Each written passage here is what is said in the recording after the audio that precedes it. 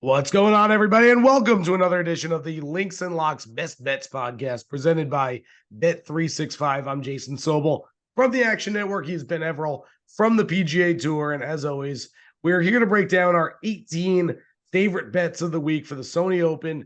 18 holes. We'll make 18 bets before we move on. As a reminder, the Links and Locks podcast proudly presented by Bet365, the world's favorite sportsbook brand. Sign up with promo code ACTION. ACTION, to get Bet365's exclusive sign-up offer in New Jersey and Colorado. Bet $1 on any game, get $200 for free. Benny, as you can tell, I'm playing hurt a little bit this week. My voice is completely shot. It has been. We're working on things. Should be better soon. But that's not the only thing that's hurting. You and I had Justin Thomas winning last week. That didn't happen either. We're hurting in a whole lot of different ways. Yeah, man. I think. Tell the truth. You decided last minute before Thursday started to put it all on Morikawa, did you? And then you thought you were flying, and then you started screaming at the telecast all Sunday afternoon. I mean, what about that? Seriously. I mean, I did the odds breakdown with GolfBet at the tour, and you can, at one point Rahm was 80-1 in that final round.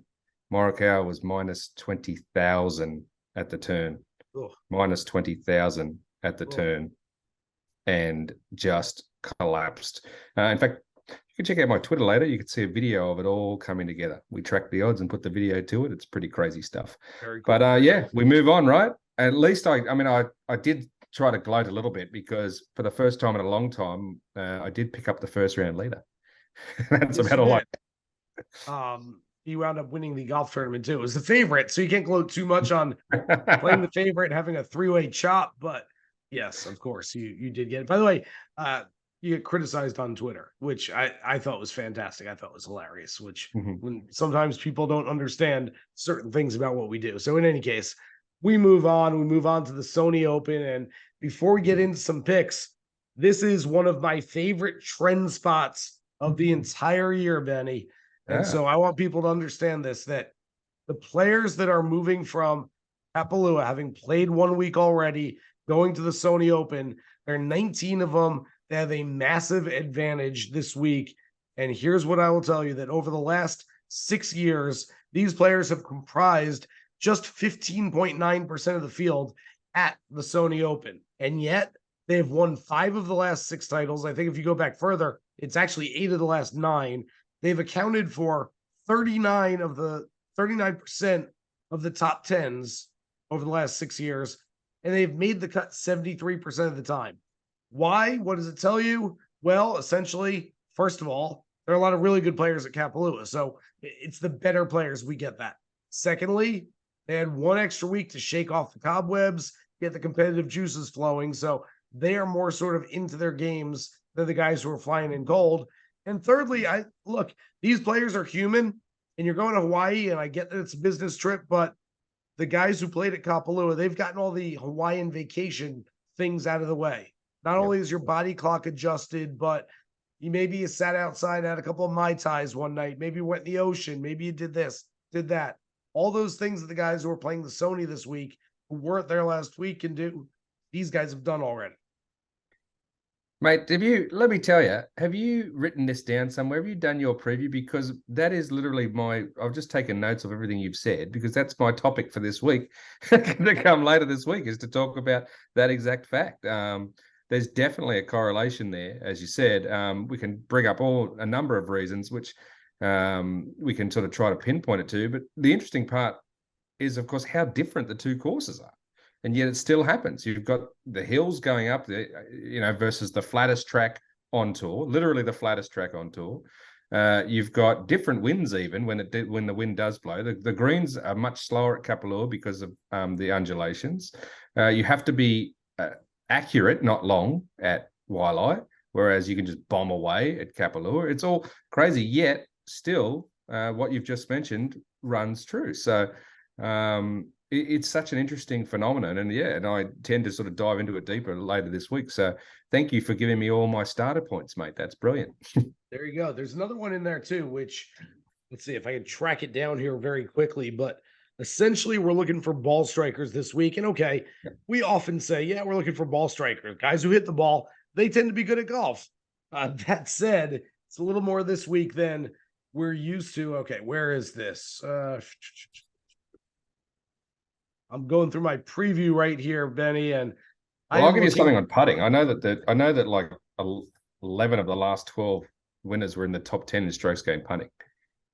Mental. Really? See, that's interesting because I'm looking at ball striking, and what I've found here is here we go. This is some serious podcasting as I'm trying to feverishly go through all my notes. Okay.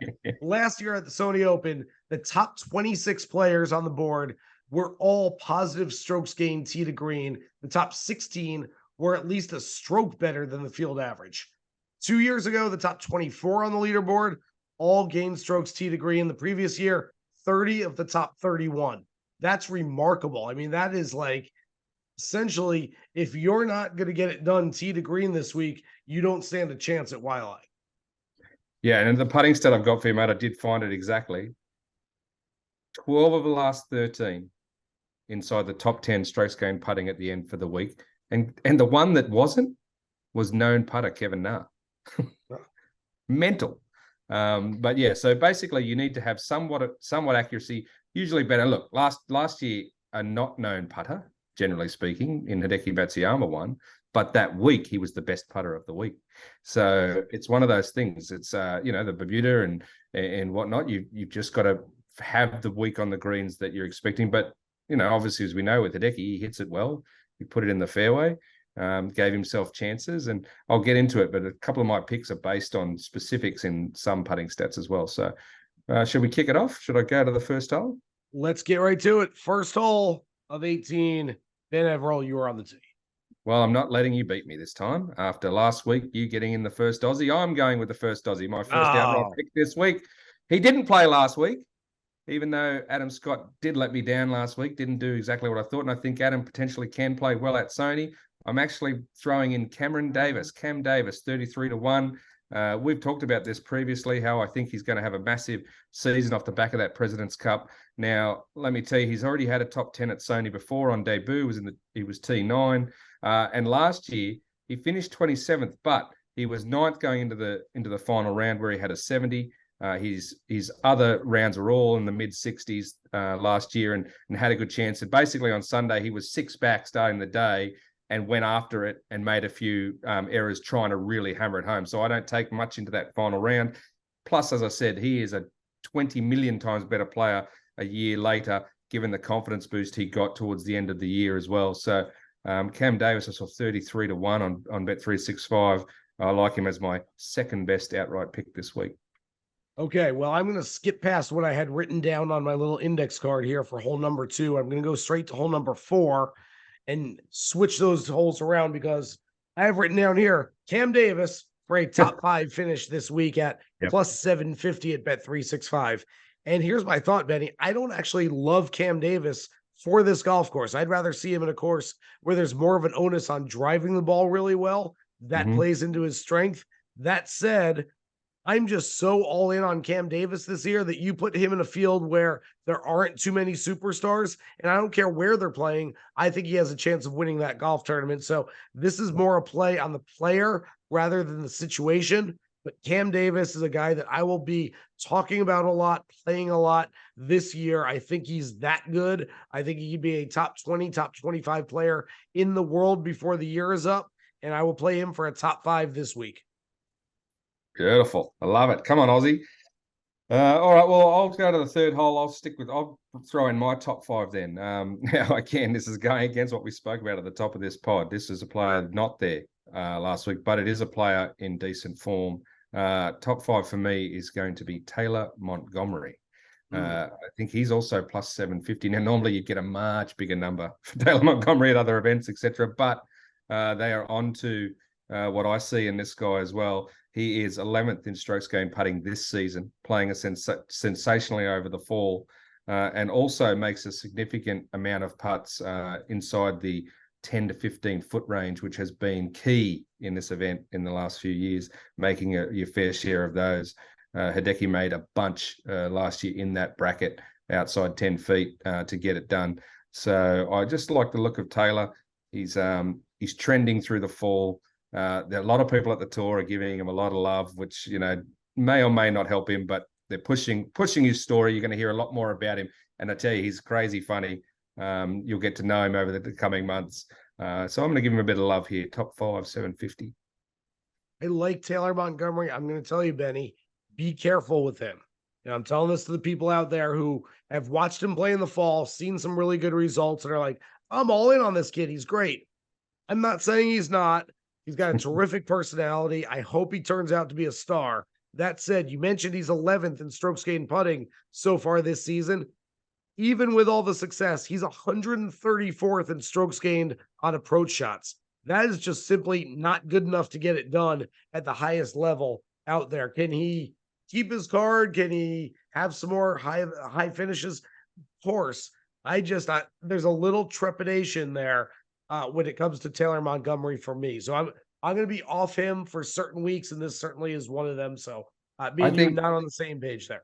Yeah, I think that, look, one of us is going to be proven right or wrong. I think the West Coast, and I'm including this Sony as part of that, is a big moment for him. Look, and again, it's based on having chats, as I said, and seeing the stories and seeing what we're finding out behind the scenes on Taylor. But we're talking about a guy who missed his card multiple times, finishing 26th in Corn Ferry. Had to go through the ups and downs, etc. He seemingly has moved on and sort of grown and matured to a point where he's ready to break out. That's what the hope is around the traps. As I said, his personality is definitely playing into this. I'm not going to lie. He's super fun and super cool, and I just want to will him to do well. But Sony, Tory, and these places, if he doesn't keep the run going on these courses that he generally has liked to play in the past, then there's going to be an issue for him going forward. Let's get to the fourth hole. I skipped over what I like to do at the top usually, which is a little bit longer odds for an outright play, but I will get to that now. Guy who's 42nd in the world. I think most people couldn't pick him out of a lineup, but he's 42nd for a reason, and it's not consistency. I'm going with Kirk Kitayama, who is plus 5,500 at Bet365 this week. And so what Kitayama gives us is that, like I said, not the consistency. He missed 12 cuts and 26 starts a year ago. What he does do, though, is he brings a very high ceiling. He's got these spike weeks where when he's playing well, he plays really, really well. 3 runner-up finishes and a third-place finish last year alone. That's why his ranking is so high. I don't care if he misses the cut. Like, look, if you're betting on him to win the golf tournament outright, it's either win or nothing. And so second place is first loser, all that stuff. So I want somebody that has some win equity, somebody who, if they play their best golf, can win a golf tournament. I believe that Kirk Kitayama has those abilities, and I think this is a nice number to jump on him this week. All right, well, from Kirk Kitayama to my long shot, Chris Kirk. I'm going to throw Chris Kirk at you as an absolute long shot. He's been playing like a dog through the fall, not playing well, but that happened last year, and he turned up to Sony and once again put a half-decent effort on. He's had 2 runner-ups at the Sony Open in Hawaii before, some of those a while back. Again, just like Davis, was T27 last year, but it was a 71 in the third round that cut him off. He had, in his last 2 events there, he's got 5 rounds of 65 and 2 of 66, I believe, or 2 of 67, plus that 171 that took him out of contention. So he was second first year, and then T27 with 1 poor round last year. And at 80 to 1, I'm ready to give that a little bit of a look. He's 9th on tour, 10 to 15 feet putting. That's another thing that we talked about that I don't mind. So again, having been at the last, can't remember how many Sony Opens, he's one of those guys that just pops up in my head from who played well when I was there. So I'm looking at Kirk as an option for your long shot and across those sort of higher markets, but he's 80 to 1 to win. Proven tour winner. It's been a while, gone through some stuff, has been well documented, but I like to look at those long shots. So there he is. Yeah, I don't mind that at all. I think that's a nice play, especially trying to pick off a long shot with some win equity. Go to the 6th hole. I've got 2 prop plays for you the next 2 holes. I'll start with my aggressive one. I'll go to the conservative one next, but the aggressive prop play, Nick Hardy was 14th place at this event 2 years ago, was mired in a little bit of a slumpy stretch at this point last year and he missed the cut, but we know he can play well on this golf course. He is getting better seemingly every single time he tees it up. This is a guy that I am very bullish, probably overly bullish, I will admit, on for the rest of the season, but I will take him for a top 10 at plus 700. The ball striking numbers are there. They've always been there. The putter is coming around. He's a kid that I'm very, very high on. Yeah, okay. I'm trying to find reasons to not like what you're doing, but you're hitting the ball out of the park so far. All right, All right, Monday. I'll go to my top 10 play. This is someone who played last week, although not brilliantly, but I'm pretty sure I brought him up a year ago for this very event on this very podcast. But I'm going to go top 10 plus 600 on Canadian Adam Svensson. He was 43. T43 on debut, but shot a 61 to open the tournament. He was T7 last year. Svensson played last week, got some rust out. Totally different course here. I think it can suit his game. I think he's got some confidence going in from what he's been able to achieve, and obviously he had a win, so that's not bad as well. But yeah, I like him in the top 10 market at plus 600 here at Waialae. I like that. I think that makes a lot of sense. I know some other people are on Svensson this week as well. All right, 8th hole. I'm going to maybe my favorite play of the week, and I get that it's conservative, but if you want to build a little bankroll early in the year so you can go after some long shots at some point, this is the way to do it. Maverick McNealy just crushes top 20s. The top 20 market is ripe for Mav McNealy. Had 4 straight to close out 2022. He is plus 170 for a top 20 this week. Look, if you want to go top 10, you want to go top 5, I'm okay with it. But top 20 just makes way too much sense when it comes to Mav McNealy. And Benny, you look like you kind of like that bet. I stole something from you, didn't I? Exact bet. I've got the exact bet. Maverick McNealy, top 20 market. What have I got here to add that you didn't say already?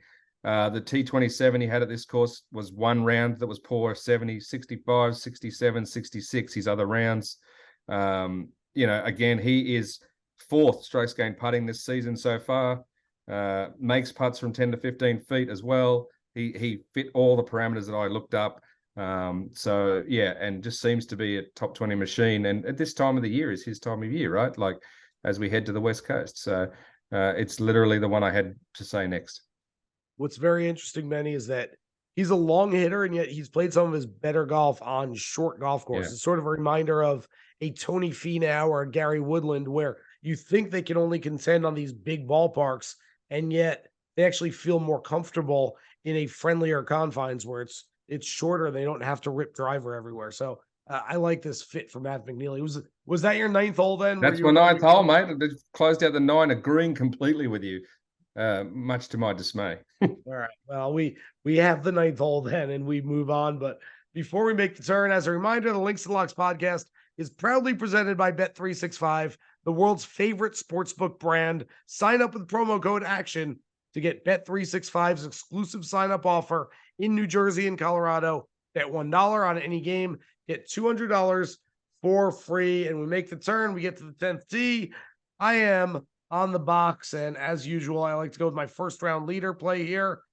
I'm going to go with a big number. Benny, I'm not like you. I'm not taking favorites for first round leader. Congratulations on your John Rahm first round leader play last week. That's great. Spoiler, I might do the same method again this week. But yeah, I'm sure you are. I'm going with a rookie who's played some very good golf. Seemingly plays every single week.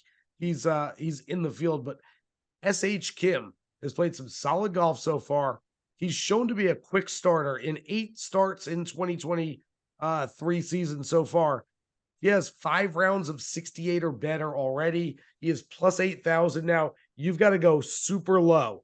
62.2, I believe, is the first round leader scoring average over the last 5 years. So you've really got to find a low one. Granted, it's probably going to come in the morning and not the afternoon. We're recording this pod on Monday night. Tee times aren't out yet. So I'm going to base it and hope that he's got like a 7:23 tee time in the morning, but I don't know yet. So I would favor the guys in the morning a little bit more than the afternoon for first round leaders. Yeah, 100%, mate. And let me say, I'll say this: I expect SH Kim to definitely win a tour event in the next 2 years. So within the next 2 years, so I think he's that good of a talent. I think he's another one of the guys coming through that we can expect good things from. And I'm just trying to look and see if I have any info for you. Oh, what I have just found in the email that came through is the guy I'm about to throw out as first round leader is in the afternoon on Thursday. That's a bit annoying. Although I've got another one that is going in the morning. So we'll go to that. My first round leader for hole 11. As I said, I would like to pick Tom Kim as the favorite. I think that he, just like I did with Rahm, is at plus 1100 for the outright. It's not juicy enough. So double it and try to get that first round lead and then see what happens after that. Good chance he, maybe he puts up a 66 and he's 4 behind and you get 18, 19 instead of that 11 and you can still win. Or maybe you cash in on your 22 for that first round lead if you get lucky and he goes lights out. He is in the afternoon as it stands at the minute, though, to start. So the pivot to who I would look at, who basically I'm looking at guys in the first round lead that, I'm not throwing at you in the outright, even though I like them. They were pipped at the post for my 2 outright picks. This is another one, got some unfinished business and some crankiness after last year, Russell Henley. Russell Henley played last week. Not great, whatever, but how he didn't win last year, I'll never know. Obviously, Hideki did well to come back over the back nine and hit a ridiculously brilliant shot in the playoff to kill him, but Henley really should have closed that thing out, and he's since gone on and shown that he can be a front runner and lead. So Henley is an option. He's going off in the morning on Thursday for first round leader. Yeah, I like that play. Henley is a guy that can go low in a hurry. He's played really well. I'm going to go to the 12th hole, and I'm going to stick with Henley here. I've got a Henley play as well. He did not just get a monkey off his back at Mayakoba about 2 months ago. He got the whole damn zoo off his back because he had a bunch of circumstances over the last 18 to 24 months where he either led, he was near the lead, he didn't quite get it done. Remember the Wyndham Championship towards the end of 2021? Shoulda, coulda, woulda. I think he led for 69, 70 holes of that event and didn't even get into the playoff as there were 5 or 6 guys in that one. So I'm going to go to Henley here. And at Bet365, they've got nice little over-under as far as finishing positions. Yep. And so all of them are minus 120. No matter where you go, a guy will be matched up as far as the under or the over. I'm going to take Russell Henley finishing in 26th place or better at minus 120 this week. Of all the ones I looked at, that was the one that really struck me as, look, the guy's won here. He won back in 2013. You mentioned it. He finished second last year. He's got 3 other top 25s. Essentially, you're playing it as a top 25 finish, which Russell Henley should be able to do at a golf course that he really likes. The ball striking numbers were not great last week, but they were not terrible whatsoever either. So I think this is a really smart play. It's funny you mentioned that, Marco, because I'll take my next hole and go into that same selection. And as you said, it's 120 no matter what it is, but you get to sort of hone in on a player and their finish position. My player for the minus 120 is 33rd or better, and I'm going with Keith Mitchell in that space. I know you usually love Keith, and you didn't mention him, but that's okay. It certainly helps when you hit the fairways, like off the tee, and he's usually pretty good at doing that. It's, he's got 4 top 25s in 5 tries at this place, and his best last year was a T7, so he's trending at Waialae. And I just like him, as we've talked about many times, because I think he's got some gravitas. He's got some stones, if you want to put it in a better way. Like, he's just one of those guys that when he's on, he's going after it. Like you said, sort of first or last, he's going to have a crack. So, I feel like if he's in the mix, he's going to be having a crack. He's unlikely to be outside the 33. I know they're thousands of miles apart, but there are some correlations between Waialae and PGA National, which hosts the Honda Classic every March. And so Keith Mitchell won that event a few years ago. I could see there being a little bit correlation for him this week as well. He's got some nice finishes at this one. We get to the 14th hole, and as we're recording, Georgia is up. I won't play spoiler in case you haven't seen it yet. You're listening to the pod a couple days later, but I think Georgia might win the national championship. Keith Mitchell's a Georgia Bulldog. He's sort of the poor man's Kevin Kisner right now. Essentially a guy who doesn't hit it a long way, doesn't make all of his putts, but just sort of digs it out of the dirt and gets it done. I love those kind of guys. I'm taking Sigg right here for a top 30, which they have top 30 markets at Bet365 for plus 210, which I think is a nice number. Made the cut here last year, had a nice rookie season. I think it's going to be even a nicer sophomore season for him. Oh, mate, I'm going to go to the 15th hole. And as I said, there were a few guys I'm trying to fit in places. I mentioned Henley, I mentioned Tom Kim in first round leader markets. These are the spots that I could have used for this. But, Adam Scott's another one I haven't found a place for. I think he will rebound from what he did last week at Kapalua and look in those top 10, top 20 markets. But I'm going to throw this wild and wacky one out there. I don't do this often, but I saw that it was an option again with Bet365. But you can back that the winner will be done in a playoff at plus 333. And we had a playoff last year, we had a playoff a few years ago before that. We had a playoff with Cameron Smith. We had a playoff, we've had a few playoffs there. I remember we had one playoff that almost made me miss my flight home that Sunday night a few years back as well. And in fact, that might have been the year that the cameraman for Golf Channel were deciding that they might not work on that Sunday. It might have been the same year we had a missile almost hit us on the island as well. We've had certainly some interesting spots, but look, it's always a long shot. It's always a weird one, but it has been a penchant for there to be playoffs at Wailea lately. So plus 333 for a playoff. Why not? All right. I like that. 16th hole. How about a plus money top 40 on a former world number one? Okay. Well, world number one amateur, at least. Keita Nakajima turned pro last fall. In his first event as a professional, played the Zozo Championship with a whole bunch of really good PGA Tour players, finished in 12th place. Closed out his year with 4 Japan Tour starts, finished top 10 in 2 of those 4. This kid's really good. I mean, he was number 1 in the world as an amateur, and so I expect there to be some sort of crossover for him as a professional. I have absolutely no idea. I'm very intrigued as to what type of player he will be like over the next 2, 3, 4 years. Whether he's a guy that can go out there and thrive as a professional, whether he's a guy that doesn't quite have what it takes. I know he's not a very, very long hitter, but we will find out soon from Keita Nakajima. But I do like him around this golf course. You don't have to be a long hitter. And so plus 187 for a top 40. Smart play. Mate, you just reminded me of something I was going to try to look up and didn't find yet, and it might take a while to find them. But if they're out there, I thought there might be some value in top Japanese player out there this week. There's a few of the guys you mentioned and whatnot that, Hideki should play well again. He is defending. But as I mentioned earlier, he putted lights out last year to get it done, like lights out. He is going to have to do that again to be up there. So, but given that he's the defending champion, he's such a big star, you might get some value in someone like the man you've just mentioned to beat him in the nationality prop bets. So just have a bit of a squeaky look at that and you might find some good value. All right, 17th hole, my outright winner. It is an international team player. It is not Tom Kim, but it is Sung-jae Im. I think the second favorite, 14-1, is someone I really like here. He hasn't, necessarily done great at Wailea in the past, but look, he is a stripe show specialist. He'll get it in the fairway. He'll get it on the green, and he's one of the better players that is in this field.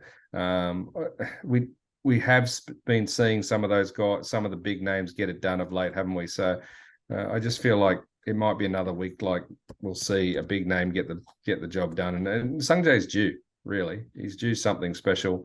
I could go into all his stats as we know, but the reality is, I just think he is a genius, and he's T13, I think, last week. He's already had a pair of top 25s at Wailea, and he's a much better player now. I think we might see something special from Sung-jae this week. Yeah, I like everything about that. I'm big on Sung-jae this year. I think he's going to have a very, very strong season, maybe even a major championship. I thought you were going to go for the second straight week and double up with me because you said, I'm going to go with an international team player. I'm like, oh, man, we're going to do it. And a player that played last week is, here it comes. Not Sung-jae Im. I'm going to go with Corey Connors. Who is a great course fit. He's been top 12 here each of the last 3 years, played well, especially on Sunday last week at Kapalua.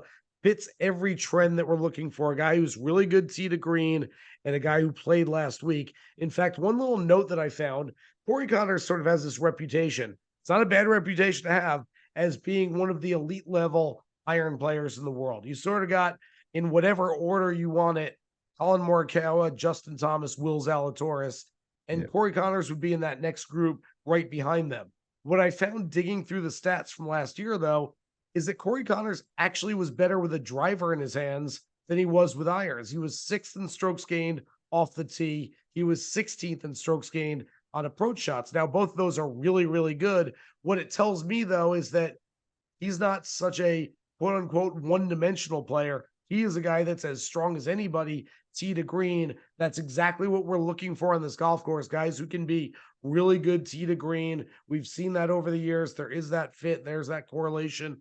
And so at 22-1 on Bet365, you might be able to get him at a little bit of a bigger number elsewhere, but I am in on Corey Conners this week. Yeah, again, I'm jogging through my memory from when I've been there, but he went very close, right? He was a T3 there or something like that within the last 5 years. A few years ago. Yeah. Scoring average of like 67 or so. Like another one on my list here that I just didn't slot. But not a surprise at all. Not a surprise at all if Corey Conners is right up there. It's funny, like you don't sort of think of him as a guy that's going to throw up a 61 or something, do you? But he's more than capable of doing 4 64s in a row and winning it that way. You know what I mean? Like, I don't see him going 59, 61, 68, 68 to win. I see him going 64, 63, 64, 65, and getting it done that way. I also think he's due for a second win. I'm a big believer in what is usually termed the law of averages, which I get that that's not a thing. Like, from a mathematics perspective and analytics perspective, there is no law of averages. That said, Corey Conners is a guy that you can certainly see winning a second PGA Tour event. You mentioned Adam Svensson earlier, a fellow Canadian, just like Conners. They know each other pretty well. That said, I don't see Adam Svensson winning a second one so quickly before a Corey Conners wins a second one. Could it happen? Of course, anything can happen, but I really think that Conners is sort of built towards winning that next PGA Tour title. It was, 2-3 years ago that he won that Texas Open as a Monday qualifier and wound up getting into the Masters just a few days afterwards. But he is due for a second one because he is that good.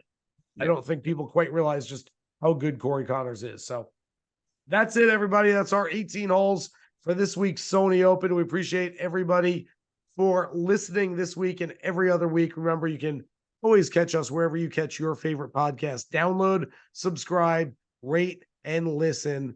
For Ben Everill, I'm Jason Sobel. Good luck with all your picks, all your bets for this week's Sony Open. Here's hoping you hit the green.